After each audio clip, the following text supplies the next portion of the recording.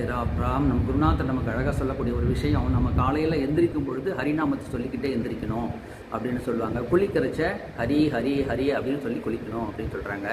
ஆண்டாள் கூட தன்னுடைய 6வது பாசுரத்தில் முனிவர்களும் யோகிகளும் மெல்ல எழுந்து ஹரி என்ற பேரரவம் அப்படின்னு பாடுறாங்க இல்லைங்களா. ஸோ அந்த ஹரிங்கிற நாமத்தை நம்ம நாக்கில் இயல்பாக அனிச்சையாக வரும் அளவுக்கு நம்ம அதை அபியாசம் படுத்துகிறோம்.